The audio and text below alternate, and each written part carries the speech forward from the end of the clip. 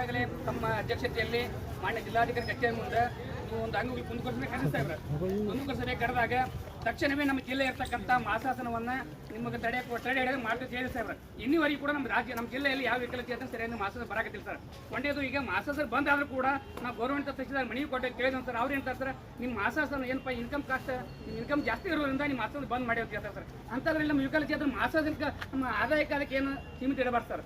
ಯಾಕಂದ್ರೆ ನಮಗೆ ಇರುವುದಕ್ಕೆ ಪಗಾರ ಇರುವುದೇ ನಮಗೆ 1400 800 ರೂಪಾಯಿ ವೇತನ ಸರ್. ಆ ವೇತನದಲ್ಲಿ ಜೊತೆಗೆ ಒಂದು ಪಾನ್ಶಾಪ್ ಅಂಗಡಿ ಇಟ್ಕೊಂಡು ನಾವು ಏನೋ ಒಂದು ಉದ್ಯೋಗ ಮಾಡ್ತಿರ್ತೀವಿ. ಆ ಉದ್ಯೋಗ ಮಾಡೋದ್ರಿಂದ ಅದು ನಿಮ್ಗೆ ಏನು ಬರ್ತಪ್ಪ ವೇತನ? ಒಂದು ವರ್ಷಕ್ಕೆ ಒಂದು 50,000 ಒಂದು 40,000 ರೂಪಾಯಿ ಬರ್ತದೆ. ನಿಮಗಿಲ್ಲಪ್ಪ 34,000 ಪಗಾರ 50,000 ಮಾಸ ನಿಮ್ಗೆ ಪಗಾರ ಬರ್ತಲ್ಲ, ಆದ್ರೆ ನೀವು ಇನ್ಕಮ್ ಜಾಸ್ತಿ ಇದೆ, ಅದಕ್ಕೆ ಪಗಾರ ಬಂದ್ ಮಾಡ್ತೀವಿ ಅಂತಾರೆ. ಅದಕ್ಕೆಲ್ಲ ತಡೆ ಕೊಟ್ಟ ಬರ್ಸಾವ್ರೆ. ಇವತ್ತು ಕೋಟಿ ಒಂದು ಅಧಿಕಾರಿ 1 ಲಕ್ಷ ರೂಪಾಯಿ ಪಗಾರ ತಗೋತಾರೆ ಸರ್. ತಗೊಂಡು ಕೂಡ ಅವರಿಗೆಲ್ಲ ಸರ್ಕಾರದ ಹಣ ಕೊಡ್ತಾರೆ ಸರ್. ನಾವು ಬರೀ 1400 800 ಮಾಸ ತಗೋತಾರೆ. ಇನ್ಕಮ್ ಕಾಸ್ಟ್ ನಮ್ಗೆ ಯಾಕೆ ಅನ್ವಯಿಸ್ತಾರೆ? ಅದಕ್ಕೆ ತಕ್ಷಣವೇ ಇದನ್ನ ಆದಾಯನ ರದ್ದುಗೊಳಿಸ್ತಾರೆ. ನಮ್ಮ ಜಿಲ್ಲೆಯಲ್ಲಿ ಆದಾಯ ರದ್ದುಗೊಳಿಸಿ ನೇರವಾಗಿ ವಿಕಲಚೇತನ ಮಾಸಾಸನ ಬರುವಾಗಿ ತಾವು ಮಾಡಬೇಕಂತೇಳಿ ಮತ್ತೊಮ್ಮೆ ಮನವಿ ಮಾಡ್ಕೋದೆ. ಈಗಾಗಲೇ ತಮ್ಮ ಅಧ್ಯಕ್ಷತೆಯಲ್ಲಿ ನಡೆದ ಕುಂದುಕೊರತೆ ತಾವು ಹೇಳಿದ್ರು ಸರ್. ಹೇಳಿದ್ರು ಕೂಡ ಸರ್ಕಾರ ತಾಲೂಕು ಮಟ್ಟದಲ್ಲಿರ್ತಕ್ಕಂಥ ಅಧಿಕಾರಿಗಳು ಅದಕ್ಕೆ ಕಿವಿ ಕೊಡ್ತಾ ಇಲ್ಲ ಸರ್. ತಕ್ಷಣವೇ ಈ ಹೋರಾಟ ಇಲ್ಲಿಗೆ ಮುಕ್ತ ಆಗಲ್ಲ ಸರ್. ಒಂದು ವೇಳೆ ಒಂದು ವಾರದಾಗ ಜಿಲ್ಲೆಯಲ್ಲಿ ಎಲ್ಲ ವಿಕಲಚೇತನ ಮಾಸಾಸನ ಬರದೇ ಇದ್ದಲ್ಲಿ ನಾವು ಉಪವಾಸ ಸತ್ಯಾಗ್ರಹ ಮಾಡೋಕ್ಕೂ ಸಿದ್ಧ ಇದೆ ಸರ್, ಮತ್ತು ನಾವು ಆತ್ಮಹತ್ಯೆ ಮಾಡೋಕ್ಕೂ ಸಿದ್ಧ ಇದೆ ಸರ್.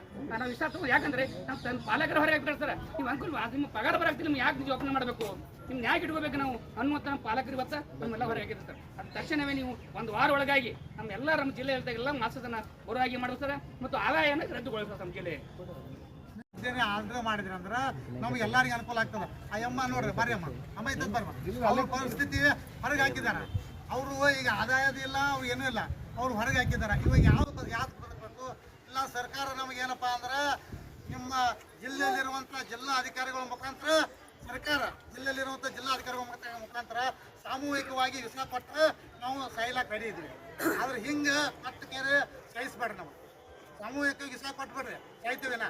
ಬಟ್ ಇನ್ನಾಕರೆ ಸುಮ್ಮನೆ ನಮಗೆ ದಿನಾಲು ಸಾಯೋದಕ್ಕಿಂತ ಹೊರಗಿಂತ ಒಮ್ಮಕ್ಕಲೆ ಕೊಟ್ಬಿಟ್ರೆ ಸಾಯಕ್ಕೆ ರೆಡಿ ಇದ್ದೀವಿ. ಅದಕ್ಕೆ ನೀವು ಕೂಡಲೇ ಏನಪ್ಪ ಅಂದ್ರೆ ನೀವು ಈ ಸದ್ಯ ಎಲ್ಲ ತಹಸೀಲ್ದಾರ್ಗಳಿಗೆ ಅಂಗವಿಕಲಿದ್ರೆ ಆದಾಯ ಮಿತಿಯನ್ನು 30,000 ರೂಪಾಯಿ ಕಡ್ಡಾಯ ಕೊಡುವಂತೆ ಒಂದು ಆದೇಶ ಮಾಡಿದ್ರೆ ನಾವೆಲ್ಲರೂ ಎದ್ದು ಹೋಗ್ಲಾಕ ರೆಡಿ ಇದ್ದೀವಿ.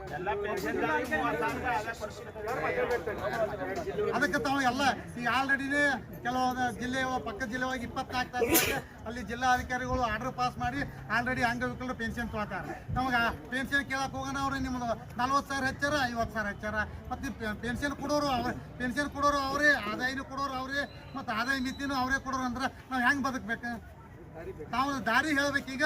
ನೀವು ಕೂಡಲೇ ಏನಪ್ಪ ಅಂದ್ರೆ ಜಿಲ್ಲಾಧಿಕಾರಿ ಕಚೇರಿಯಿಂದ ಎಲ್ಲ ತಹಸೀಲ್ದಾರ್ಗಳಿಗೆ ಅಂಗವಿಕಲರಿಗೆ ವಿರುದ್ಧವಾಗಿ 30,000 ರೂಪಾಯಿ ಇನ್ಕಮ್ ಕೊಡುವಂತೆ ನೀವು ಆದೇಶ ಮಾಡಿದ್ರೆ ನಮ್ಗೆ ಭಾಳ ಅನುಕೂಲ ಆಗ್ತದೆ. ತಾವು ಯಾವ ರೀತಿ ಕ್ರಮ ಕೈಗೊಳಿಸ್ತೀರಿ ಈ ಸಭೆಯನ್ನು ಉದ್ದೇಶಿಸಿ ಮಾತಾಡ್ಬೇಕಂತ ತಮ್ಮಲ್ಲಿ